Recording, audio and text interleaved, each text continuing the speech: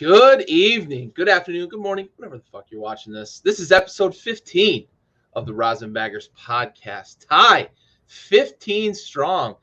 In fact, I got to shout my wife out real quick, the number 15. We just celebrated our 15th year of marriage. Nice. Talk about feeling old, but couldn't be happier. How are you doing, bud? Doing well. College World Series is in the books.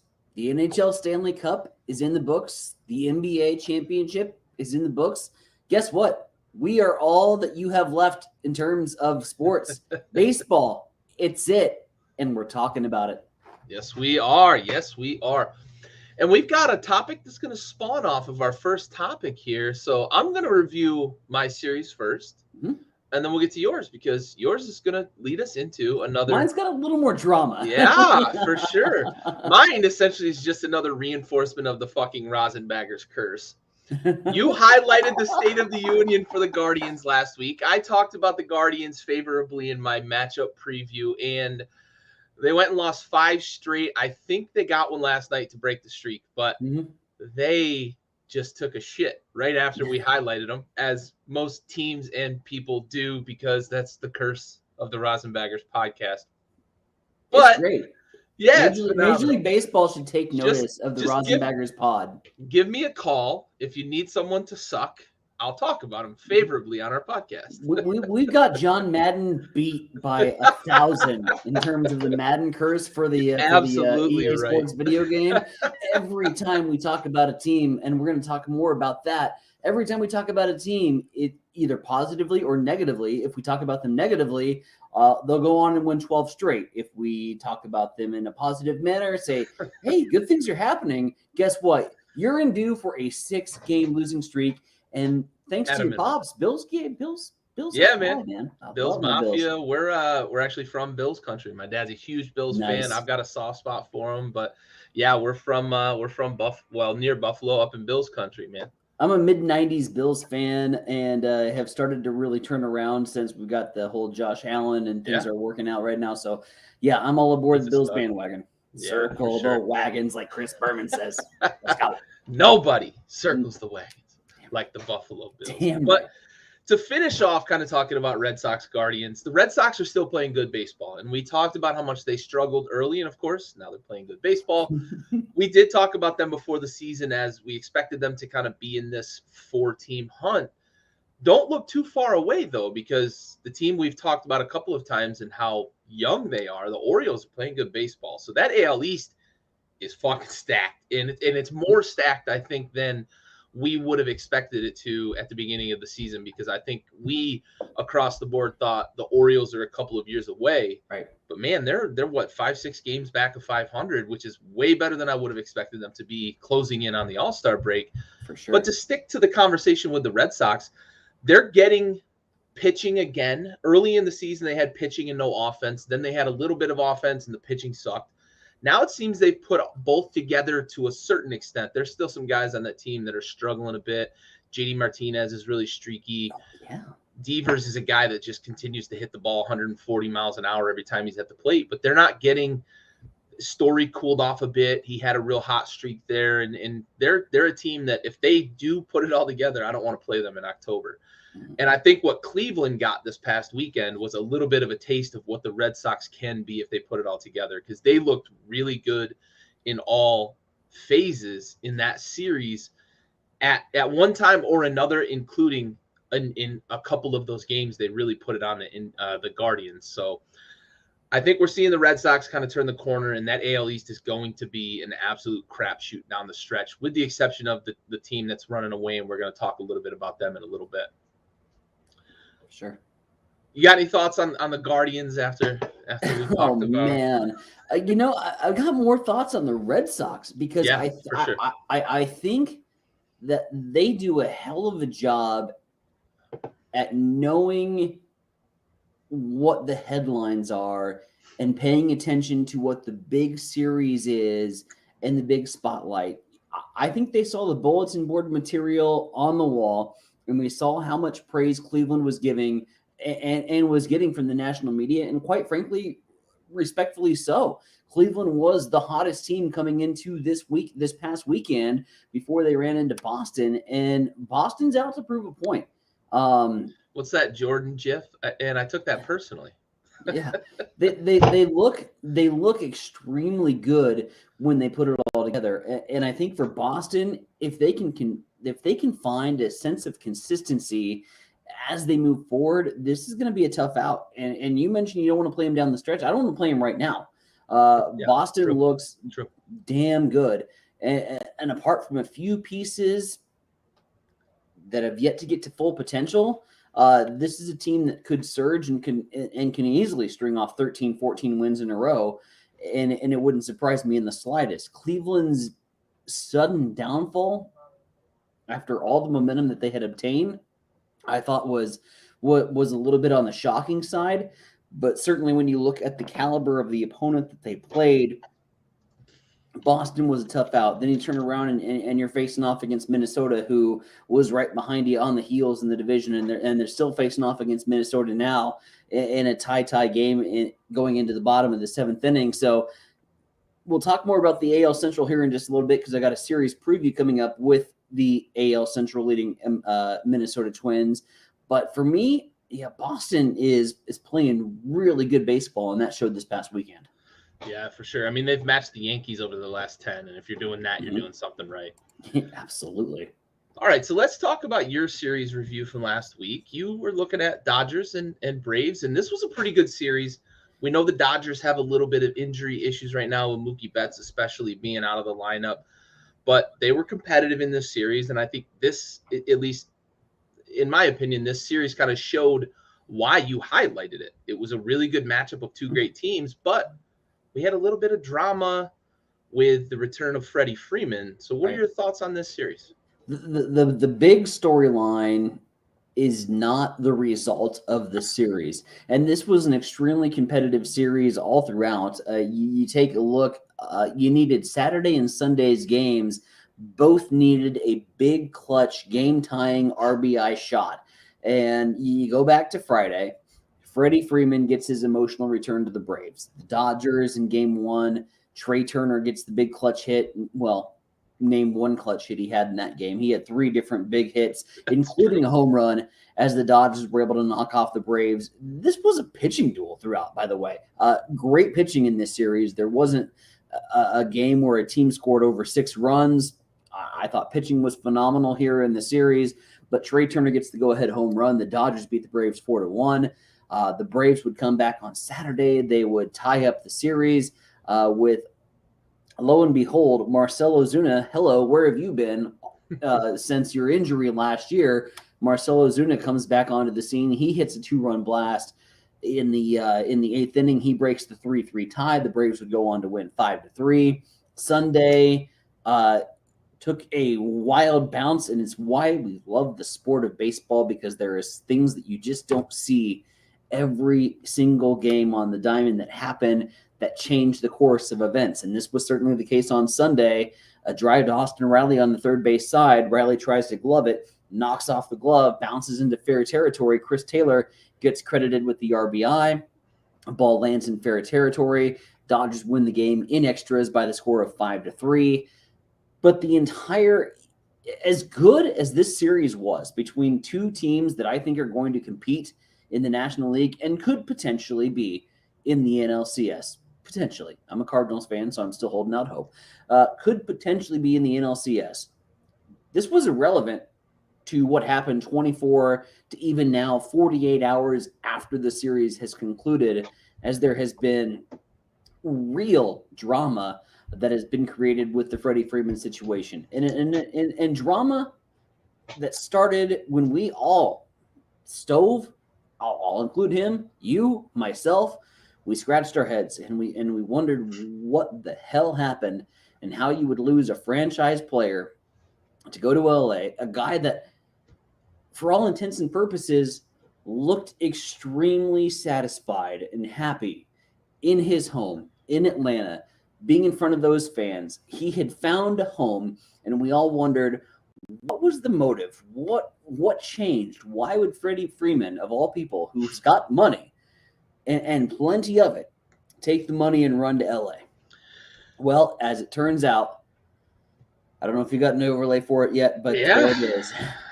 Freddie Freeman's agent absolutely fucked him over in this particular situation. Freddie Freeman has since fired his agent, Casey Close, who had never told Freeman that the Braves had made an offer, made a counteroffer to what the Dodgers had decided and paid him. And he fired his ass on the spot, as well as he should. Freddie Freeman wanted to play in Atlanta, and watching the series, it was so obviously clear. And to me, like, I don't get too emotionally wrapped into baseball games. This was heartbreaking to me. You had a shot in the dugout where everybody was on the rail for the Los Angeles Dodgers, and Freeman was on the bench, slumped over, clearly heartbroken, watching his buddies celebrating a win on Saturday. He doesn't, to me, it appears he doesn't want to be there, which is why I think, and I threw it out in our group chat before the pod started, which is why I think there's big time trade bait coming up in July, and I could see easily Freddie Freeman, now that he's representing himself, because he doesn't have an agent right now. I can see Freddie Freeman as representative of himself saying, get me the hell out of here. I don't care what we got to do, how we got to do it, what deals have to be made. I want to go back to Atlanta. That's my home. Make me a Brave. Make it happen. Yeah, that would, that'd be a big surprise. I think the big question is, what do they do with Matt Olson there in Atlanta, right? They went out and signed him to a huge deal, big money.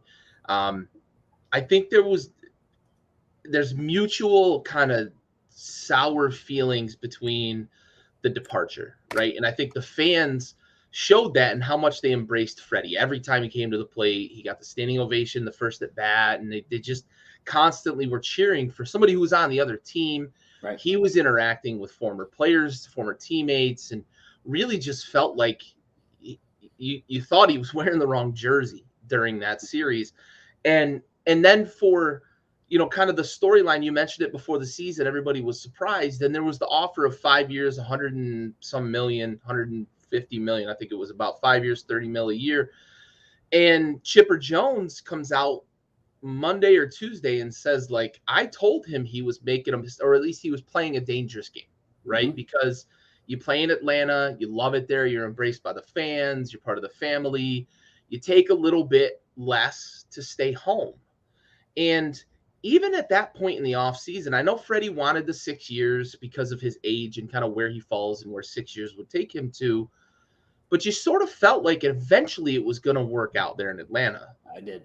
But then they went and made the play for Matt Olson, and it was like, oh, what's going on here? And then suddenly Freddie signs with LA not long after. I think it was on the same 24 hours that the Olson deal was announced. Freddie was then signed in LA, and there was some talk that possibly the Yankees were in play and a couple other teams, because obviously Freddie Freeman is who Freddie Freeman is. But it was just this weird kind of chain of events. And then you hear what Chipper says, and then you hear about the agent not telling him about Atlanta's last deal.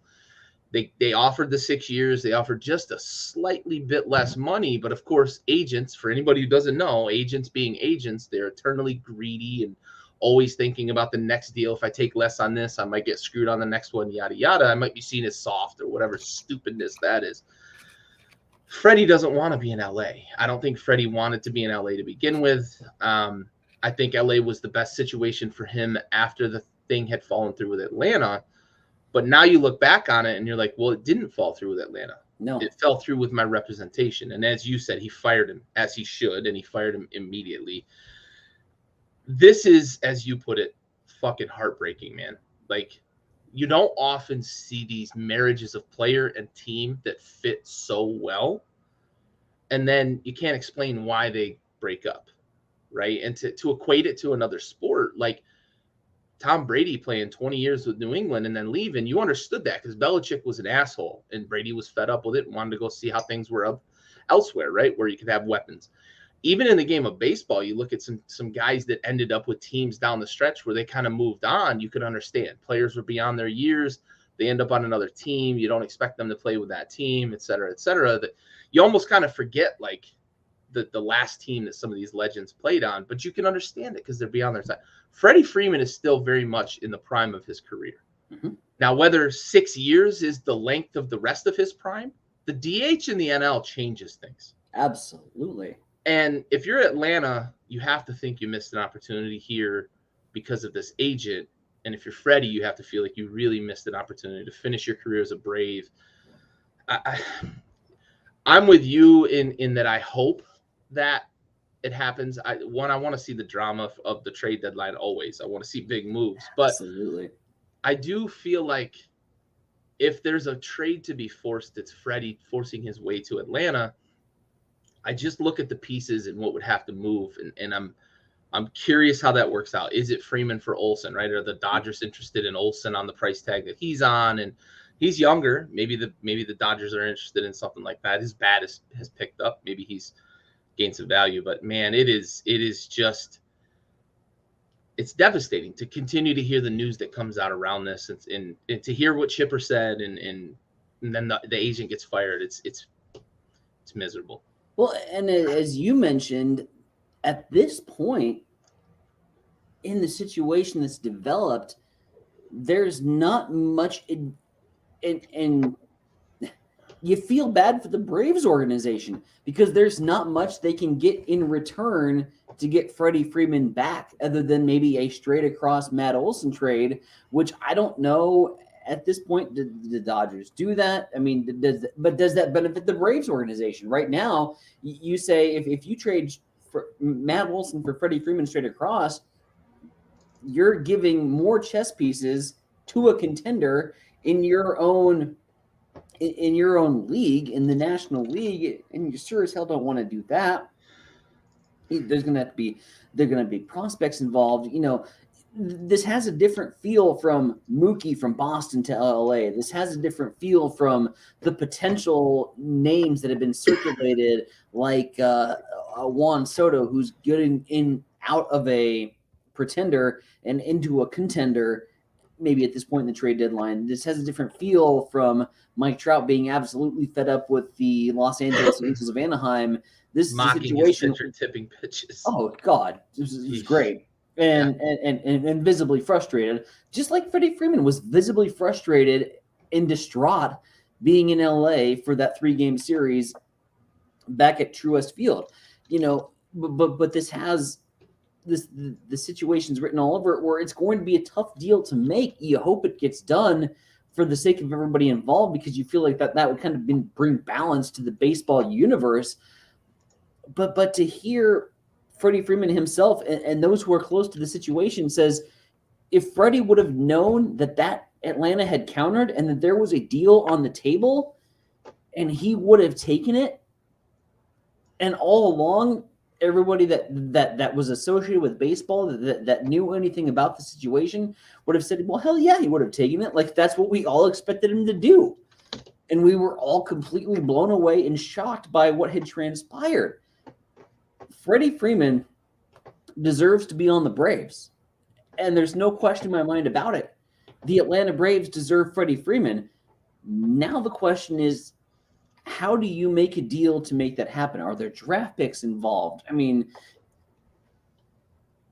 ultimately, at the end of the day, the Braves, if they want to get Freddie Freeman back, and if Freddie wants to be back on Atlanta, Atlanta's going to have to take a real good look at the situation and saying, we're probably going to be negatively impacted by trying to trade for Freddie back at this point.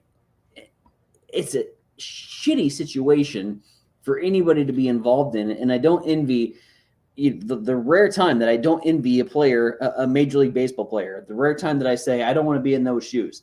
I wouldn't want to be in Freddie Freeman's shoes right now because he's in a rock in an impossible spot with the Los Angeles Dodgers. And then from his Dodgers teammates, now that this all has come out of the closet and the laundry's all aired out, and you know that you have a player on your team that really, quite honestly, doesn't want to be there, how do you move forward as a franchise? Does that negatively impact you as you move forward?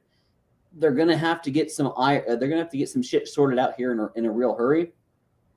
But, you know, like I mentioned in the group chat, heartbreaking stuff to see how this went down. And it's the shitty aspect of sports that rears its ugly head.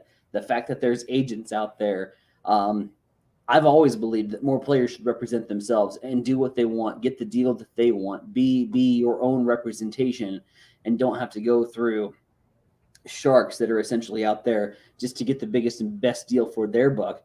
And I think Freddie experienced this in the hard run, and Chipper was dead on. Chipper Jones was right. You're going down a dangerous path. Unfortunately, it didn't work out for Freddie, and it's just heartbreaking to see.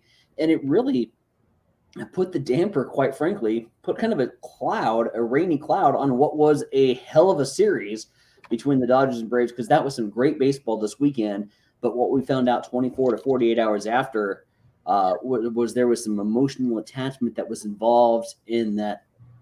Maybe one of the game's greats, I'd say a future Hall of Famer, got screwed. The ultimate screw job by his agent, and that just sucks to see.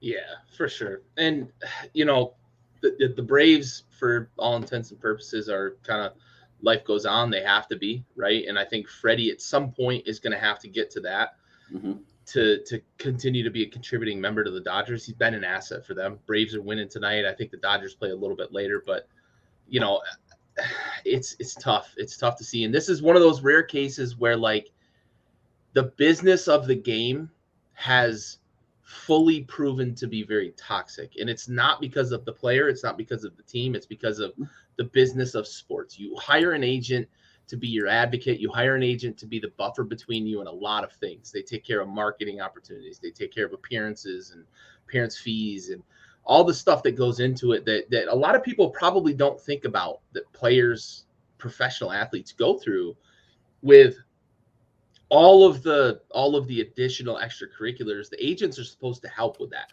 They're supposed to be your advocate. His agent knew goddamn well he wanted to be in Atlanta. He's not in Atlanta now because of his agent's fucking greed. And that's not an agent being an advocate for you. And I think that's the real true bottom line and the real true heartbreaking aspect of this. The player and the team wanted to be together. The agent really got in the way of that. I don't think it's unfair or foul, so let's go ahead and just bring it up as long as we're on the series review. With Freddie Freeman now representing himself, and I'm just going to pose this on a hot take, fair or foul. Can be short answer, you don't have to elaborate. Does Freddie Freeman return to Atlanta by the trade deadline? Ooh, I'm going to say foul, but I want it to be fair. I'm going to hedge just a little bit, but I think it's going to be foul only because of all the moving parts we just talked about. I think for it to happen within the next few weeks before our trade deadline will be tough. I will caveat that with, I think Freddie Freeman is a Brave in 2023, and I think he finds a way to force his way out this offseason. That's where I'll hedge my bet. I'd be happy if he can find a way to be in the offseason. I think all would be right with the world if he could find a way to make it happen before the trade deadline, and there would be nothing sweeter than the Braves knocking off the Dodgers in the playoffs with Freddie Freeman's return. Wouldn't that be so great?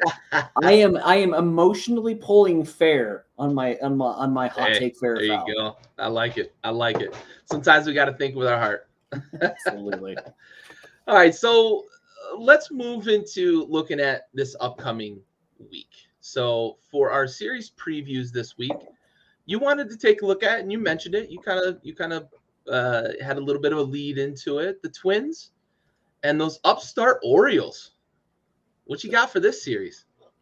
I love what Baltimore is doing. More on Baltimore in just a little bit.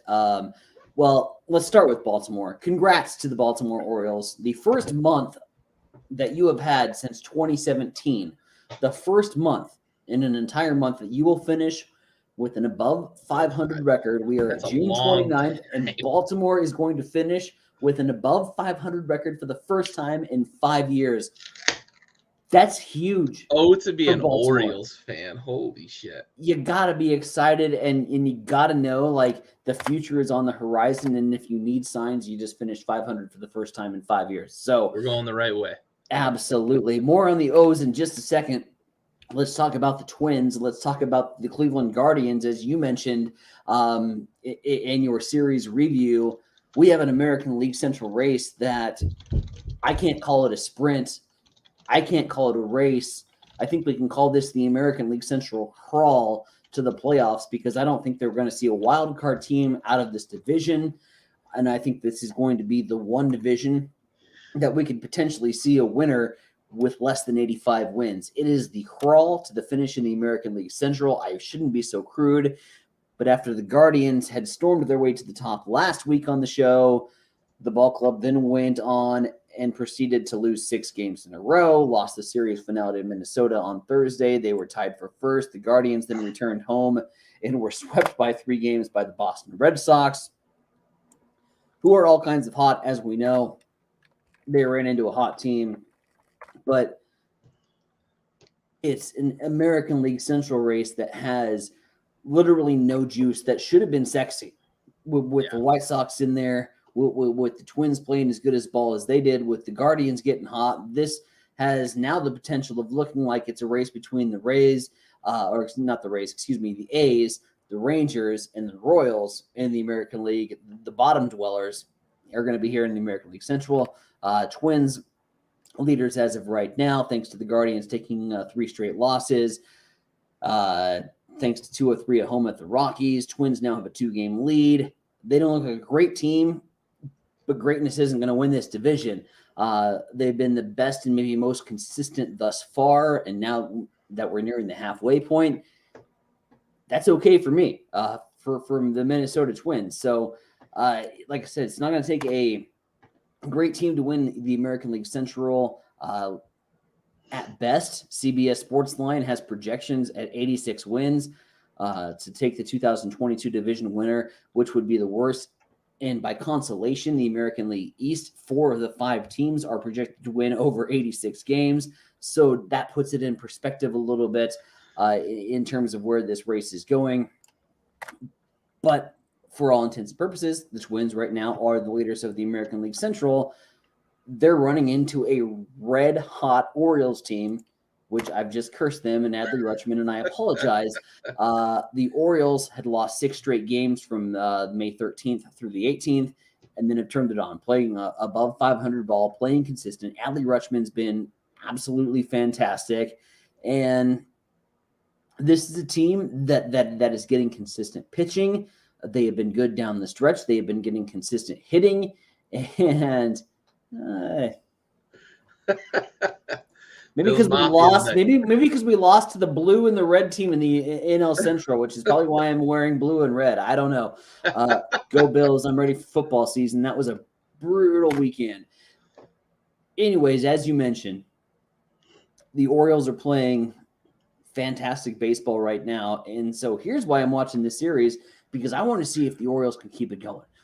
In terms of the starting pitching matchups, it doesn't look great. Neither team has a starting rotation that you absolutely get up and get excited for, but it's a team that's atop of the American League Central. It's a team that is on the rise that I still think is maybe 2 or 3 years away. Now maybe less. Let's take that time frame and mark it down to maybe 1 to 2 years away for the Baltimore Orioles. Again, I feel horrible for them because they're in the American League East, so that's what they have to contend with is the Rays and the Jays and the Red Sox and the Yankees. That's murderer's row.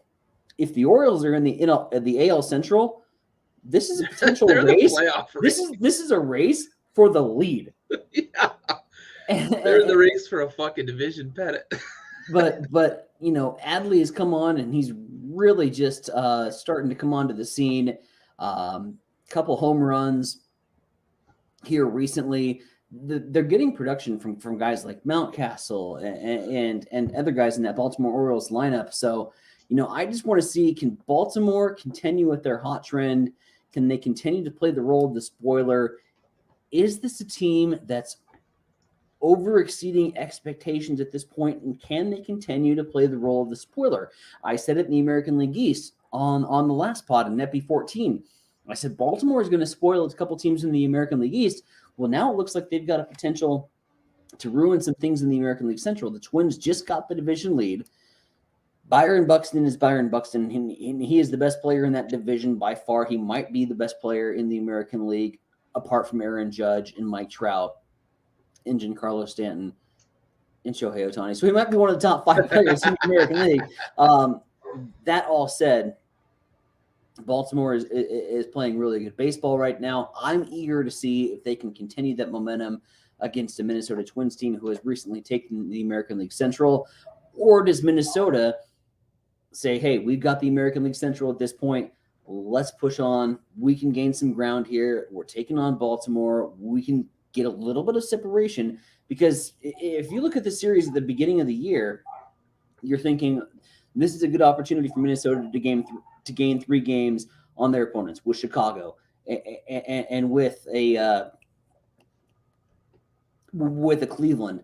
But now that Baltimore's playing good baseball, it should be a good series, and I'm really looking forward to this one. Yeah, the curse. The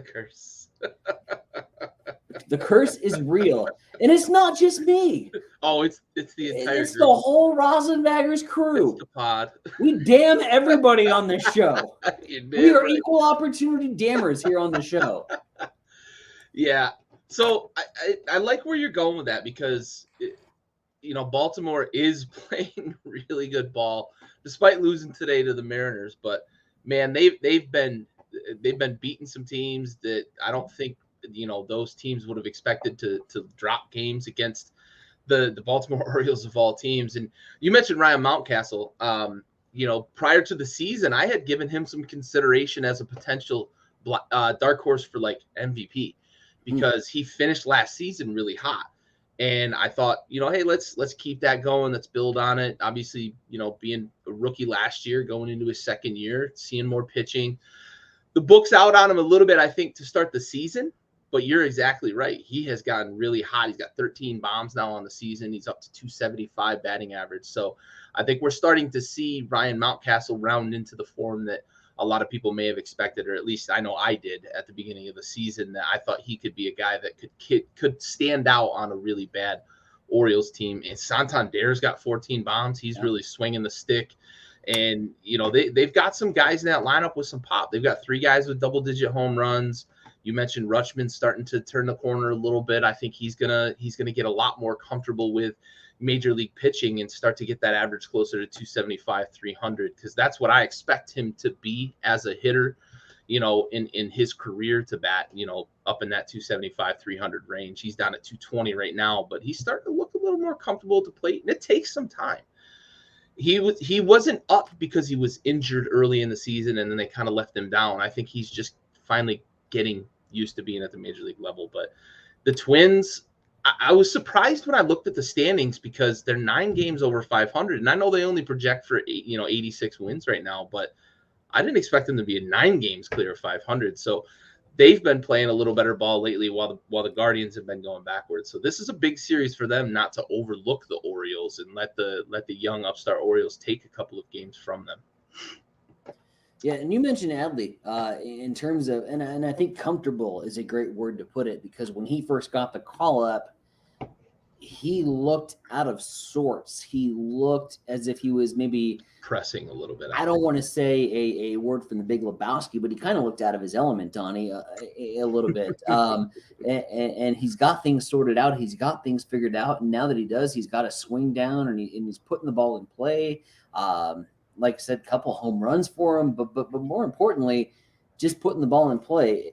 You put the ball in play, good things are going to happen. And Adley just looks like a comfortable major league hitter at this point. And, for Minnesota at this point, you gotta look past the emotion and the thoughts on we're playing Baltimore, because this is not your father's Baltimore Orioles club. This is a Baltimore club on the rise, and they're going to catch you off guard if you're sleeping.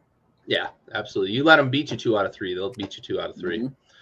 All right, so the preview I'm looking forward to, Padres, Dodgers, and this one was kind of an easy choice, mostly because the Dodgers are in first place and the Padres are in second place. Mm-hmm. And we're starting to get closer, I think, to Tatis coming back. They're really kind of playing it safe with him. I think they're going to let him get back to 100% before they even attempt to bring him back to game shape. But this is a series, to me, right before the All-Star break. We're getting into kind of the middle of the season, the dog days of summer. This is a series right here that in a division that is as tight and nip-tuck as the NL West is, with LA, San Diego, and San Francisco. all at least 6 games over 500, all separated by about 5.5 games. And the Dodgers right now have a game over the Padres. This time last week when we were on the pod, the Padres were in first place. So they've kind of flip-flopped. The Padres dropped 3 or 4 against the Phillies and then dropped the series opener against the Diamondbacks. And you had to start to think, like, are they starting to feel the effects of not having their superstar in the lineup as the doldrums of summer kick in? But this is a series, I think they won today. Clevenger looked really good against Arizona. If they can carry some of that into this series against LA coming up this weekend, we could see the Padres put themselves in a position to say, okay, we may have control of this division, or flip the script to the Dodgers if they can take 2 of 3 or win the series against the Padres while they're missing Betts and Walker Buehler is injured a little bit. I think the Dodgers can start to say, okay, now we're going to start feeling comfortable about this division because of all of the hubbub before the season with Dave Roberts and all of the recent drama with Freddie Freeman. I think if I'm the Dodgers, I want to get some of these series wins under my belt and just kind of distance ourselves from the scuffling that we've done throughout the last 6 weeks, essentially the end of May and then through June. They've been kind of mediocre as a baseball club. So this is a series against the second place team in your division that if I'm the Dodgers, I want to get a couple. But if I'm the Padres, I certainly want to get a couple, get that lead back and start to say, listen, we're not going away quietly. You're going to have to deal with us, and you're going to have to deal with us all the way through September and October. Well, and for the Padres, you mentioned the injury to Fernando Tatis and what they've been able to do. And recent reports today doesn't look like Fernando Tatis is going to be ready until maybe by the end of July. But that being said, he did get positive reports from the doctors. Yep. But they're certainly not rushing him, and they don't need to. The Padres aren't in a situation right now where they absolutely need their all-star back. So why rush him if you don't have to? They've gotten great production from the call-up, whose name eludes me at the moment at shortstop position. He's been absolutely phenomenal. The Manny Machado injury is a concern. That looked like a brutal injury over the weekend to his ankle. He's on the 10-day disabled list. But when I look at San Diego, and you take a look at the injury situations that they have had to their offense, their saving grace has been the starting rotation, and it's phenomenal. Mackenzie Gore has come out. Sean Manaea, getting him from Oakland, was a huge asset to San Diego. Then you throw in a guy like Yu Darvish and Musgrove. And Musgrove continues to pitch well. Hovering around 2 ERA. Last year, when he threw his perfecto last year or his no-no last year, it was like a 0.8% for Musgrove to throw that no-no. But since then, it seems like he's been able to latch on to momentum, and he really came into his own after that stellar performance, and he has been absolutely unhittable this year. The starting rotation for San Diego right now is maybe, I'll say it, the scariest in baseball. And I'll throw that in with what New York has been able to do with their starting rotation and how good they are. San Diego has a damn scary rotation right now, and it's not the Slam Diego from a year ago that was going out and knocking in 11 runs and beating your ass 11-5 and throwing multiple grand slams in games. This is a squad that's getting the pitching performances that they need. And it's been clutch pitching because, and then Blake Snell, by the way, is the other fifth starter. So yeah. Oh, by the way.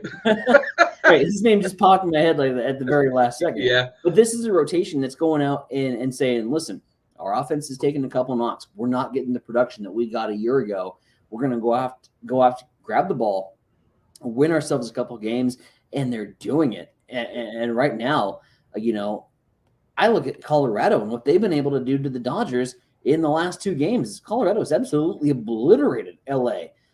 They're miserable right now, and I still think that they are knocked around last night. Oh, they did, and I think it's locker room. I think it's locker room for LA, and so San Diego can capitalize on that easily here in this particular series that's going to be coming up. And I had circled it, and I was going to highlight it, but then the Orioles did what they did, and I'm like, God, we never talked about Baltimore. I'm probably never going to talk about Baltimore because they're like the 5th best team in the American League East, so might as well highlight them. was going to highlight that NL West race, but my God, like San Diego has an opportunity here to take not only the NL West lead, but then get a little separation based on what the Dodgers have done against the cellar dwellers of the National League West. LA's struggling right now, and I think some teams are feeding off that. They can smell blood in the water, and you get a team like San Diego, they're sharks, and if they smell a little blood in the water, they're going to attack.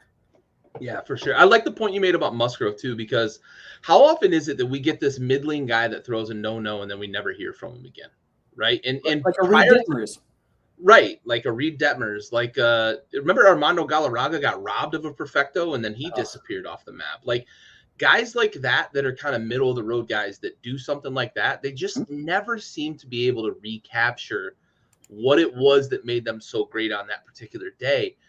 Whereas Joe Musgrove, who was a highly touted prospect, I don't want to knock him for that, but prior to that no, he was kind of just another guy in a rotation. But since that day, you mentioned, he's been fucking spectacular, and especially this year. I mean, 8-1, hovering around 2 with an ERA. He's basically the ace of that staff. That you mentioned some of the names, has a lot of names in that rotation, and he's kind of been the ace this year. And that's something that if you were looking at San Diego before the season, you probably didn't think that they would have.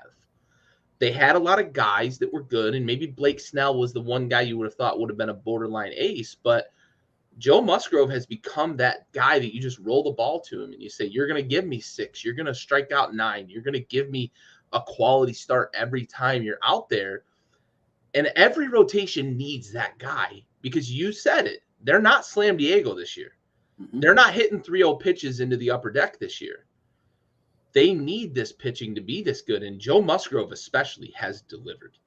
Well, and I'll admit as a baseball fan, when we're talking about San Diego in the preseason and we're going over our season previews and taking a good look at who is going to be there in the long run, once San Diego lost Fernando Tatis Jr., to me, when you say the San Diego Padres, the very first image that pops in my head is Fernando Tatis Jr., and you lose that from the equation, and you say, well, that's a completely different ball club.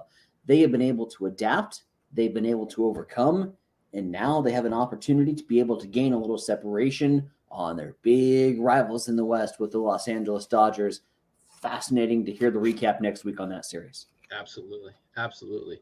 All right, let's take a look at State of the Union.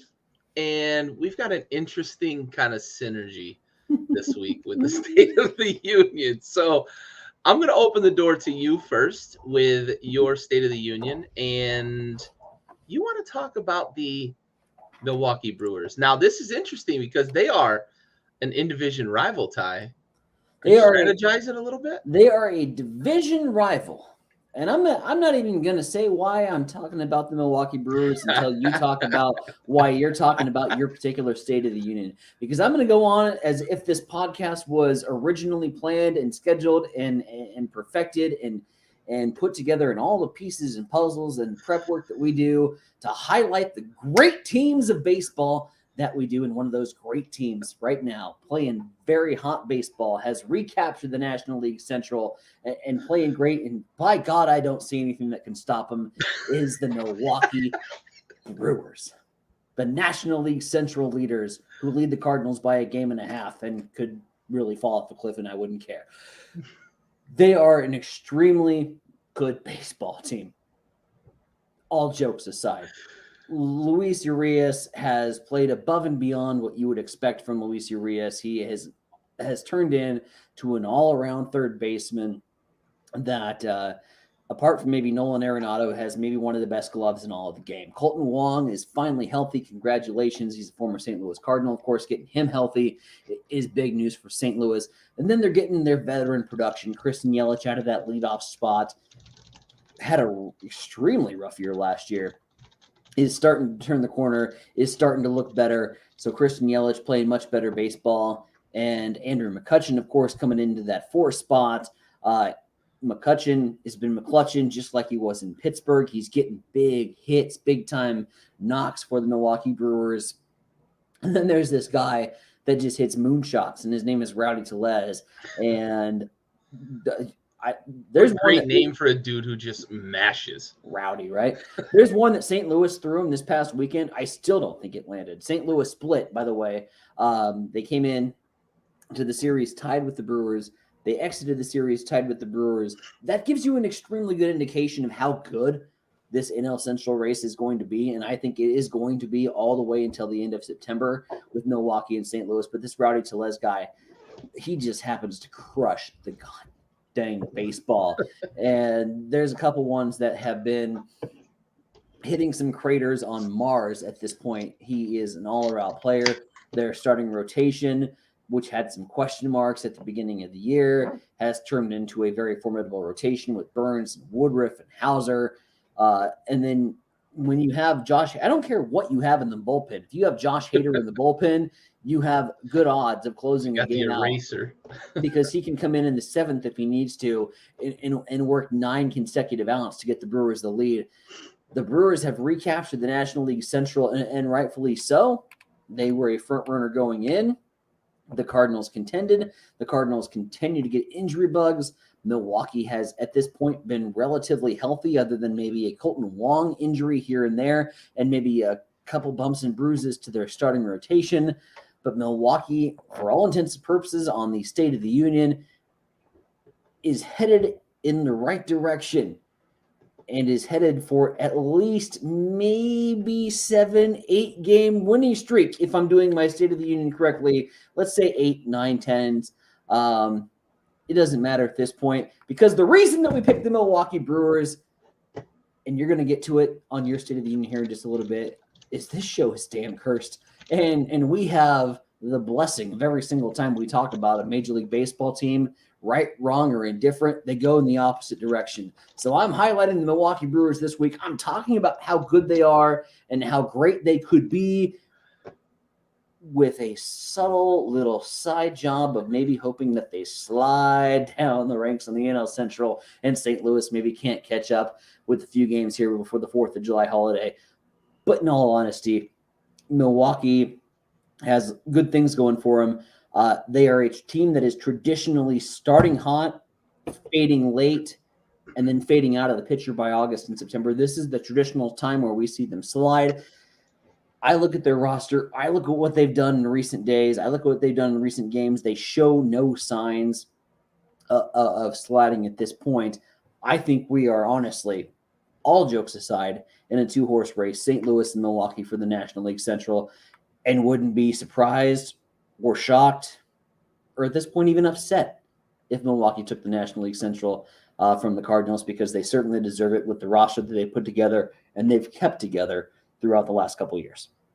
Yeah, that's suddenly become a long lineup. Kutch is found the fountain of youth at the plate, and he's a guy that you can put in the outfield in a platoon type duty and give a guy a day off and let them DH. But I know he's been serving almost primarily as the DH there in Milwaukee. At least in a few of the series I had watched, he was playing a lot of DH duty. So he's a guy that if he's hitting that well, he gives you a lot of versatility with position and shifting things around. So they're going to be dangerous. And you mentioned the eraser at the end of that bullpen, Josh Hader. I mean, you can bring him in the 7th, the 8th, the 9th, whatever number of outs you need. He just sits guys down. So it's going to be an interesting race down the stretch. Cardinals obviously are going to stick around.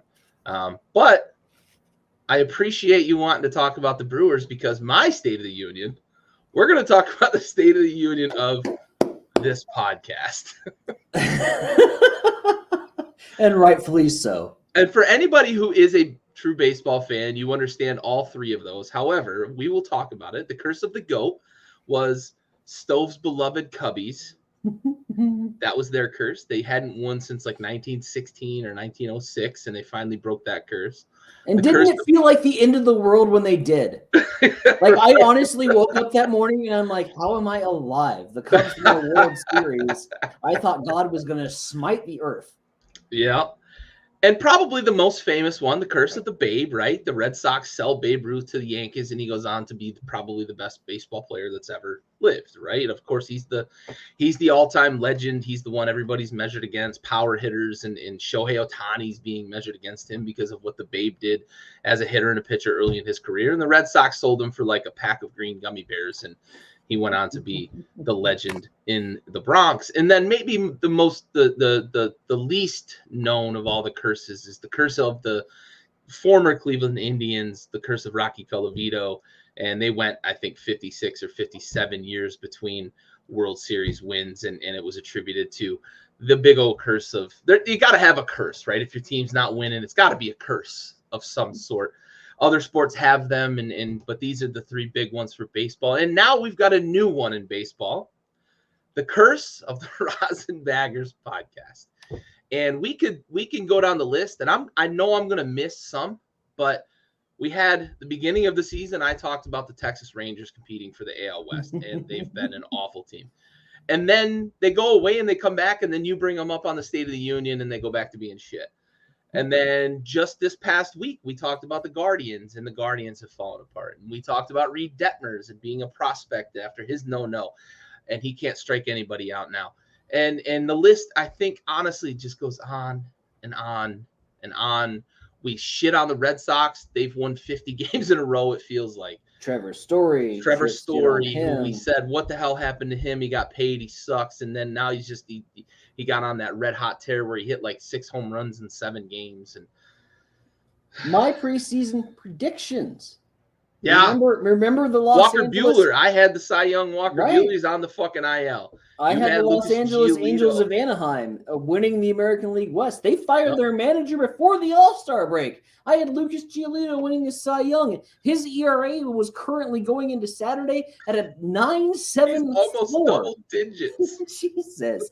My God. The list goes on and on and on for the RosinBaggers podcast curse every single time we bring up. And it's not – it's common knowledge at this point. We don't even have to laugh about it. We're like, what team are you going to screw over this week? And I'm like, well, I might as well screw over the Brewers because they're a game and a half in front of the Cardinals, and I need St. Louis Cardinals to gain some ground. So let's do the State of the Union on the Brewers and talk about how good they are. The curse is a real deal. And this goes and encompasses really baseball fans in general. Because as baseball fans in general, aren't we the most superstitious bunch of anybody I know?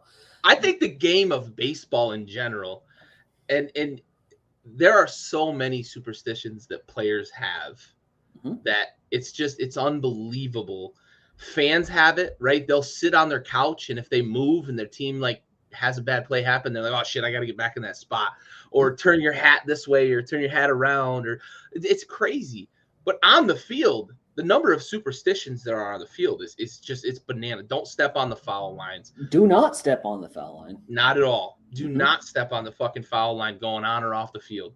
Don't touch another player's bat. Don't put your hand in another player's glove. Jason Giambi had a gold thong that he would wear when he was in a slump. Like, it's what guys, when we were playing, like, you had a 2-2 count with 2 outs, you'd like rub your hat with 2 fingers. Like, it's just insane stuff. Baseball is absolutely, in general, the most superstitious of sports, fans and players alike. Well, and the RosinBaggers pod is living up to that in its fullest extent, because it just seems like every time we talk. Now, there's a couple great instances, and I'll go back to my College World Series trip this past weekend in Omaha. We had an Auburn fan. They were getting slaughtered by Arkansas. It was an absolute massacre. It was a train wreck to watch, but you just kept watching to like see how bad it could go, and Arkansas was just running up the runs. The one good time we had this Auburn fan, she was right in front of us, and she was screaming the entire time, top of her lungs, go Tigers, War Eagle, this, that, and the other, screaming on balls, screaming on strikes. And she went up to use the bathroom, and Auburn knocked, of course, their solo home run. She came back, realized Auburn had hit a home run. Everybody had kind of told her at this point jokingly, like, oh, yeah, you leave. Auburn hits a home run. Go back to the bathroom. From the 7th inning until the end, she stayed in the bathroom, and I am not joking you. She was living up to the superstitions of baseball and doing it heroically. There is still a jersey that I wore from our playoff run in my 13U team that is dirty and grody and had dirt rubbed in it and all sorts. You don't wash the whites on a winning streak, and we had, for the first time, we were like a 2-20 team, and we went into the playoffs, and we topped off the number 1 seed in a best-of-3 series, and Mom threw the shirt in the laundry, and I said, hell no. I grabbed the shirt, grabbed the jersey. That thing will stand up on its own before I wash it. To this day has not been washed because we went on a 13-game winning streak and won the whole damn thing at 13-U. And I know it was that jersey that did it. It wasn't any athletic prowess that we had suddenly became better as a team. It wasn't that we had suddenly found the zone or got used to these pitchers. It was because I didn't wash that damn jersey, and I know for a fact that that's true. Superstitions run so deep in baseball. I'm a firm believer in the rally cap, but I'm only a firm believer in the rally cap after the 7th inning stretch. You don't put it on anytime sooner, or what the hell are you doing? Yeah, you're good's a rally before the 7th. Superstitions run deep in baseball, and at this point, if you're a baseball fan and a fan of the RosinBaggers podcast, you should start to be superstitious, because if we bring up your team and highlight positively of your team, you're doomed. If we bring up your team and we say, what the hell's going on? Well, get ready, relax, crack open double-digit win streak, because you are ready and willing for a win streak. The RosinBaggers podcast is a real deal. For sure. I'll throw this out there as evidence of just how pervasive the superstition is in baseball. Anybody who's ever played sports with me, and I don't, not everybody watches this podcast, but I am probably the least superstitious of athletes. Even I didn't step on the lines in baseball.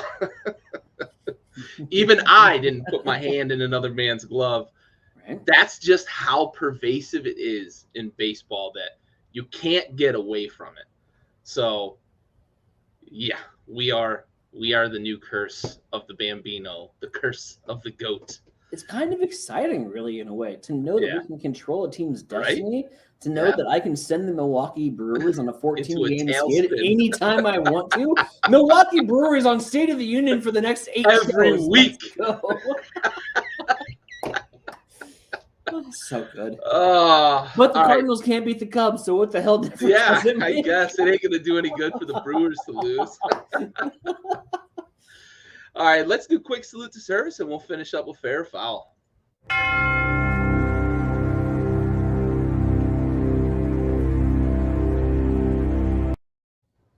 All right, this week's episode goes out to Air Force Staff Sergeant Ronald J. Ouellette. He died September 14th, 2020, serving during Operation Inherent Resolve. He died in a single vehicle accident on the flight line of Ali Al Salem Air Force Base in Kuwait. He was assigned to 42nd Aerial Port Squadron, 439th Airlift Wing out of Westover Reserve Base. The accident occurred in Kuwait, and he was awarded the – actually, I apologize. It does not have his awards. Air Force Staff Sergeant Ronald Ouellette, this episode goes out to you. We have the watch. All right. Let's finish strong here with fair or foul.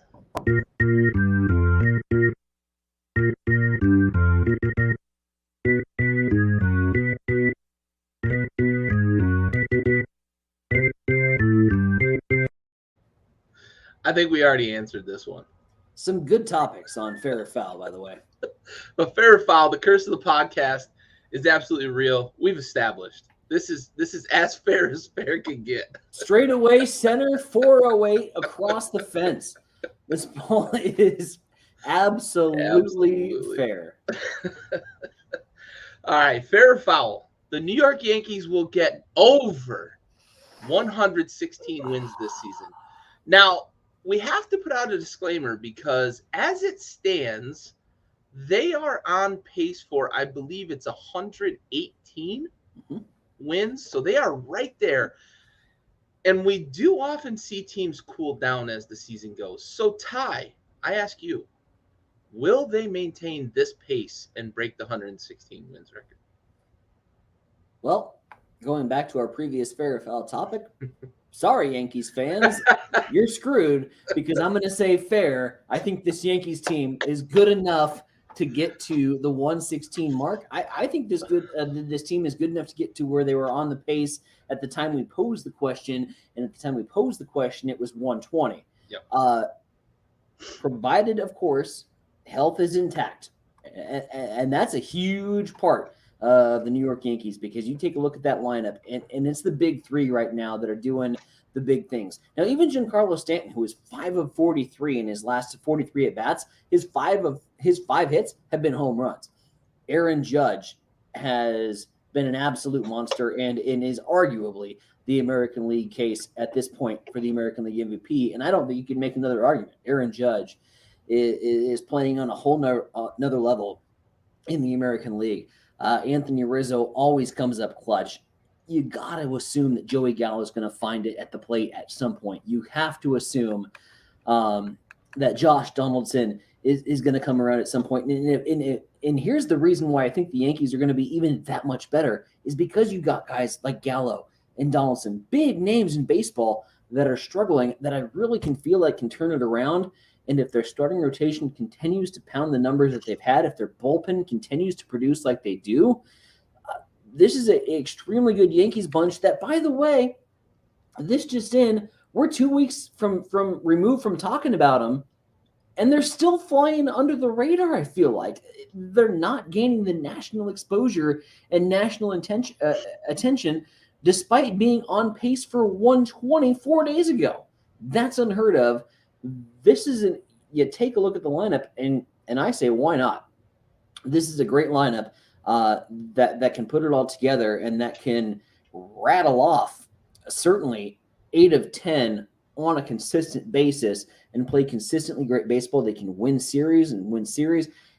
And at this pace, if they're winning series after series after series after the All-Star break, there is no reason why they shouldn't get to that 116 platform and then go over.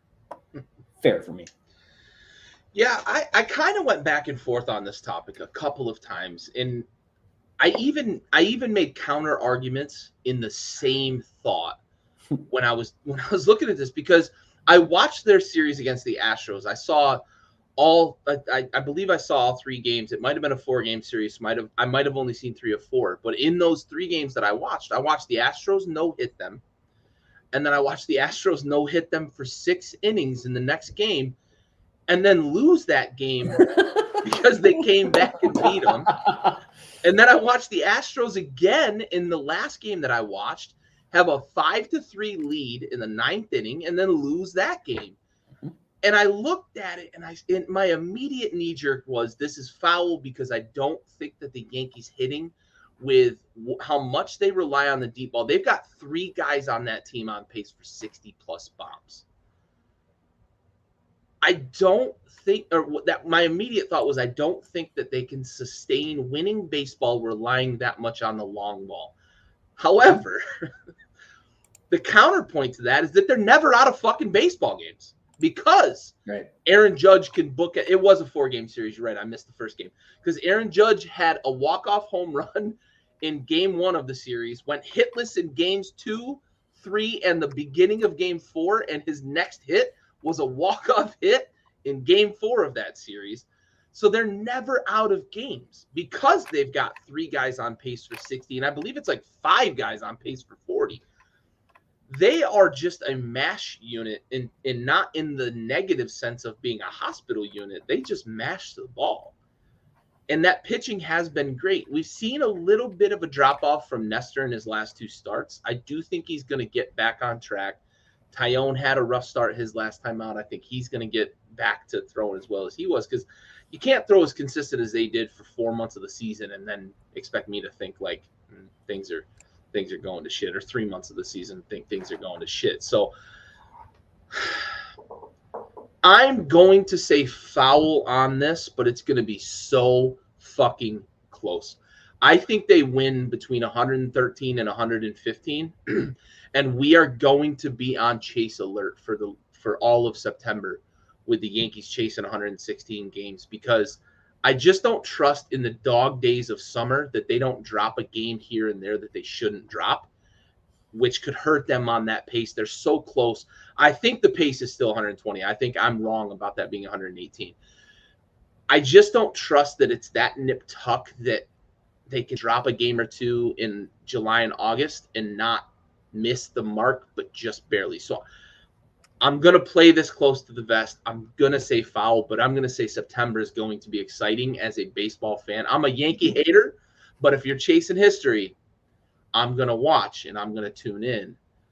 They're going to get close, but this is foul for me. If you're a Yankees fan, you're saying, oh my God, how could you say foul to 116? If you're a baseball fan, you're like, you're going to win 115 games and still be the best team in baseball. Oh, damn. Darn. Shucks. All right. Next topic, fair or foul, not from the major leagues. We're talking about college baseball. We've talked about it several times on this show, and we had a wonderful storyline play out over the weekend. Ole Miss sweeps Oklahoma in the College World Series final. They went from bubble team who on Selection Sunday did not know whether they were going to be in the College World Series after being the #1 team in the nation early in the season to champions of college baseball, of the college baseball world, and regaining in-state bragging rights after only 1 year. Sorry, Mississippi State fans, you had it for a year. But, Ty, is this the best story in all sports this year? Well, how good is the state of Mississippi in college baseball? Because Mississippi State won it a year ago. Ole Miss won it this year. This would be the equivalent. You're a bubble team. You didn't win your non-power conference. This would be the equivalent to a 12 seed in the NCAA men's basketball tournament. A 12 seed, not only upending a 5 seed and being a Cinderella story, but then going on and winning the whole damn thing, which has not happened in the college basketball championships. This was a storied season that's not getting enough love because I don't think people understand enough about how the expanded format in college baseball works and how incredibly difficult it is and how horrid of a start that Ole Miss got off to. They were 9 in, I think, 15 at one point, 6 games below 500 in the SEC. Yeah. And there was serious doubts on whether Ole Miss was going to even, qualify for the conference tournament, let alone make enough of a run to where they could get into the NCAA tournament, a field of 64 with its regional and super regional, and then in your College World Series qualifier. So this is the equivalent of a 12, I'll even say 13 seed, turning around and winning the entire damn thing. And from a person that absolutely loves the underdog story, Rudy is one of my all-time favorite movies of all time. This had all the feels. And when Ole Miss went from worst to first this past Sunday, even though I wanted Oklahoma, disclaimer, I wanted Oklahoma to win so I could watch another day of college baseball. Yeah. Give me game 3. I wanted to see game 3.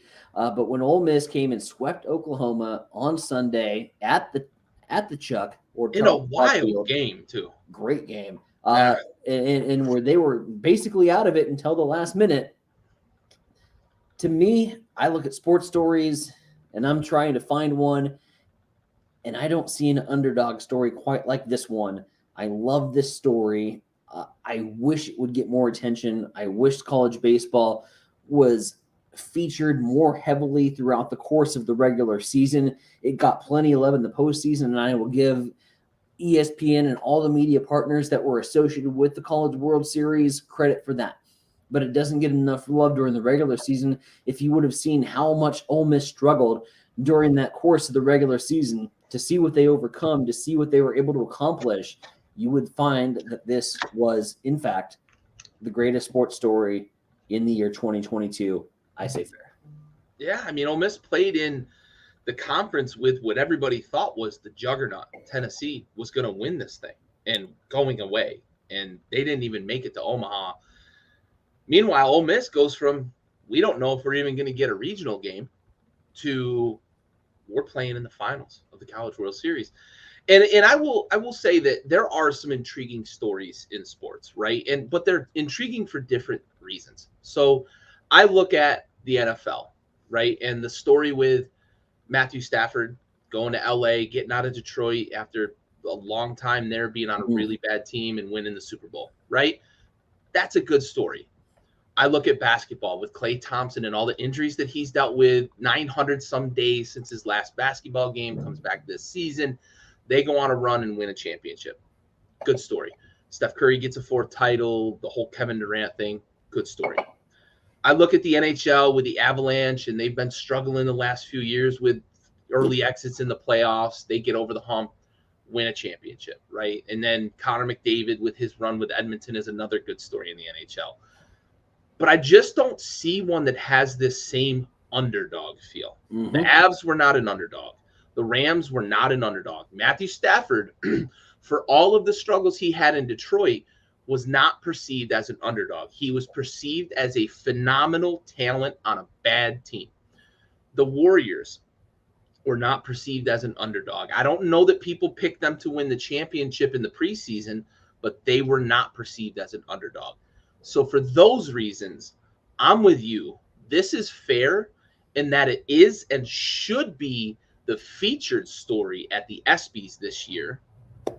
They should win Team of the Year, in my opinion, for what they were able to do, getting hot at the right time, and just being Cinderella. Everybody loves a Cinderella story in the NCAA tournament. This is the Cinderella story that happened, and they finished the deed. We talk about these 12 seeds that make it to the Final Four, the 11, 12, 13, the double-digit seeds that make it to the Final Four. They don't win the title, as you said. This team won the title as essentially the last 4 in on Selection Sunday. This is the best story in sports. This is fair. All right, let's finish up here and talk about a little bit of brouhaha action. The Angels and the Mariners got into a big-time tiff. We don't often see baseball brawls go like this, right? This was a sustained – Winker came back for more a couple of times – brawl in Major League Baseball that it really felt like the umps and the stadium crew were not going to be able to get control of. Are the suspensions that were handed down justified, Ty? I felt like the suspensions that were handed down in this particular instance, I'm going to call it what it is. It's foul to me right off the bat. And it's foul to me because I really feel like this entire instance, as I replay it and go back and watch the 10 to 11 to 15 minutes of footage that transpired, the umpires lost control of the situation from the word go. They needed to have a better handle on the situation. They needed to realize what had occurred the night before, because you go back to the night before when Mike Trout takes 2 close ones, buzz towards the tower, and, you know, for what it is, Trout said, "You're going to hit me. You got to hit me in the back." Seattle Mariners then return with, "I really wasn't trying to hit you. I was trying to pitch you up and in because that's where your cold zone's at." Well, it's not up and in towards the nose. Right. It's up and in. But anyways, he missed twice in a row. Trout thought it was intentional. The Angels manager thought it was intentional. Mariners were celebrating. There was words that were shouted. At that point, you go into Saturday's game in the dugout meeting, and when the managers come to home plate to exchange lineup cards and to go over the game, you're saying straight up, anything in right off the bat, we're going to view as intentional, and we're going to have an automatic ejection. Well, not only did that not happen, you had the Angels who threw out a spot starter who was not in the regular rotation, who you immediately as a baseball fan know that's some guy you're trotting out there who's that's not, the goon. That's not, he's not intended to go deep into this baseball game. He is going he's not intended to survive the first batter. No, he wasn't. And that was obvious when he missed on Jose Rodriguez. Missed on Jose Rodriguez, has to turn around in the next frame in the second inning before he finally gets the plunk on Jesse Winkler. And even then, when Winkler got hit, you notice that the umpires didn't immediately take action. They didn't step in. And to me, the umpires let things escalate to a point to where it did. Had they immediately said, nope, you're gone, toss the pitcher, this is all avoidable. And maybe you're looking at the Angels manager getting 3 games, the pitcher who tossed the ball 2 games. But things escalated because the umpires lost control of the situation. They lost control of the game. And what did we have in results? Phil Nevin for the Angels 10. Loses 10 games. Jesse Winkler, who was simply the victim of getting plunked, gets 7 games. And who was, I've watched Winkler's tape back and forth, and I'm like, he never instigated anything. It was the dugout chirping and chanting and getting him riled up to the point where he finally was fed up with it and said, let's come at me. Rendon, you want to come at me with a cast? Let's go. Yeah. Jesse Winkler gets 7. Crawford, Rendon, and should get 5. The pitcher for the Angels gets 3, which is normal for what you see in a retaliation situation. But then you got Tapia and Julio Rodriguez, of all people. What the hell did Julio Rodriguez do but get tossed at twice and missed? Julio Rodriguez didn't do anything. Rosel Iglesias comes out of the dugout. Del Campo, and even the first base coach got a 1-game suspension. I think this could have all been avoided had it been laid out right from the get-go and saying, we're issuing a warning right now. We know the situation. As we love to play that tape back from Terry Collins and the New York Mets, if the umpires would have come out and said, listen, we know our ass is in the jackpot. Our ass is in the jackpot now. We're going to issue warnings. First pitch that comes in, it's over. It's done with, and we're through. But they didn't. And even on the hits batsman, which was clearly intentional because it hit him square in the numbers, and credit, by the way, the pitcher for the Angels for hitting him in the back and not going up and in towards the head like we've seen all year. You hit him in the numbers, and you didn't immediately make the ejection, and things escalated, and you let it lose control. The suspensions that were handed down from Major League Baseball were not justified, and this is foul.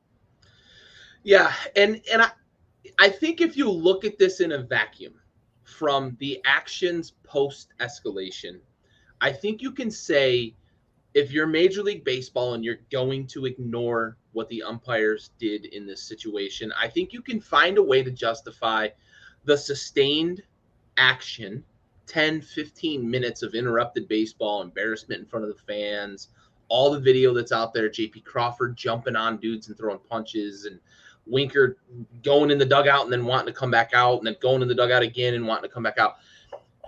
If you look at it in the vacuum that Major League Baseball always seems to look at these things and just like turns a blind eye to what the fuck goes on with guys like Angel Hernandez and everybody else that clearly are not qualified to be umpires in this league, then you can probably say you're justified in handing down these suspensions. However, as you so astutely pointed out, this dynamite could have been diffused that quickly. Mm-hmm. Hit in the back, get the fuck out of the game.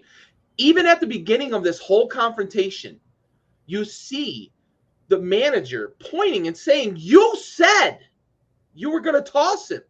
Right. You said, you gave us a warning, but you warned the benches before the game even fucking started. Kick him out. Nothing happened. And then we get what we got. So I'm with you. This could have been diffused so quickly by a competent umpire. However, as they prove so often, there is a good portion, and not all, I will not lump all Major League umpires in to this statement, but there is a good portion of Major League umpires that should not be donning the equipment and the blue jersey and going out there for Major League Baseball games. It's June 29th, and we've had 3 different conversations about umpires. One was Angel Hernandez. 2 was the Bumgardner hand check. Yep. And now this. Yeah. And now the third was a situation where he stood there and just stared and looked like he did not know what to do. Yep. 3 instances on June 29th. 3 instances why I think a lot of us are starting to lean heavily in favor of robot umps to avoid this kind of shit. Yeah, for sure. All right. That brings us to our conclusion. Ty, what you got for us? Closing statements here. Well, the hell is wrong with the RosinBaggers curse at this point? We specifically brought forth the Milwaukee Brewers on the Rosinbagger State of the Union in hopes that the Rays, of all people, the Rays, tough out, would come around and beat the Brewers, but nay, did not. Brewers win today by the score of 5-3. And as I was mentioning, as if it's some sort of baseball god karma to just come around and screw me, as we were talking about the Milwaukee Brewers taking a hard dump, it was Ryan Helsley who has been Mr. Matic out of the bullpen with like the second best ERA next to JP Firehausen from the Tampa Bay Rays in the bullpen. He comes up and he gives up a 2-run shot in the top of the ninth. The Marlins take the lead on the Cardinals. They have the 4-3 lead. This curse perplexes me. That being said, Cardinals have 2 on, bottom of the ninth, 1 out. Even after this podcast concludes, I'll be glued to my TV. We'll be watching it. We're going to go through the 4th of July Independence Day holiday as we move along. A great opportunity to you and your loved ones to be able to sit down, grab a hot dog, do some grilling, shoot off some fireworks, celebrate this great country that we live in and our independence. And as we do, a great opportunity to sit down with Pops, sit down with a younger sibling. And what I love is sharing that love of baseball with another. There'll be plenty of opportunities with plenty of televised games over the 4th of July holiday weekend. As we mentioned at the very top of the broadcast, we are the only show in town right now, all the way up until Labor Day when college football and pro football get underway. So great opportunities to watch baseball. Happy 4th of July, everybody. Enjoy your Independence Day, but please do celebrate responsibly so you can join us again next week on the pod as we talk more Major League Baseball over the 4th of July holiday. For sure. I'm going to piggyback on that because there's only a handful of days out of the baseball season that really you feel like baseball kind of steals the show, right? There's opening day. There's 4th of July weekend when you're celebrating America. Watch America's pastime, right? Grill some dogs, throw the games on the radio because I cannot explain to you. You just have to listen. If you've never listened to a local radio broadcast of a professional Major League Baseball game, there is nothing like it. You can watch the game on TV, but you don't get the storytelling and the scene building and the narrative that comes with radio baseball. 4th of July weekend, while you're grilling and you're busy with family, throw it on in the background. Listen to the local radio broadcast because there is nothing like it. And prepare yourself for those next couple of dates that are big in the baseball season. We've got this, then we've got the All-Star game, of course, with the Home Run Derby and all the festivities. And then we get into August and September, and we start to really feel like the pennant races are on, and then playoff baseball. Enjoy it. Enjoy this 4th of July weekend. Happy 4th of July. This has been episode 15 of the RosinBaggers podcast for Ty and the Big Stove, who I think is going to be joining us soon because as we celebrate 4th of July, his job starts to slow down a little bit because if we haven't iterated it enough, he's in the fireworks game. We're excited to get Stove back on the podcast, and it should be coming soon. This has been episode 15.